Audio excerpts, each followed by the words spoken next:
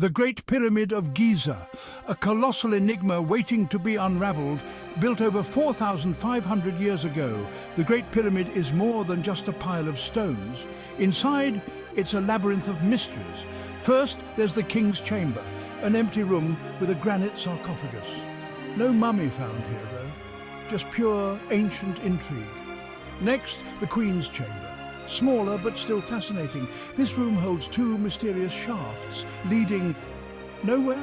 Now get this, there's a grand gallery. It's a massive passageway leading up, up, up. Imagine a stone hallway taller than a house. And the latest find? A secret void discovered in 2017. Scientists still don't know what's in there. Could it be hidden treasures? Or another chamber?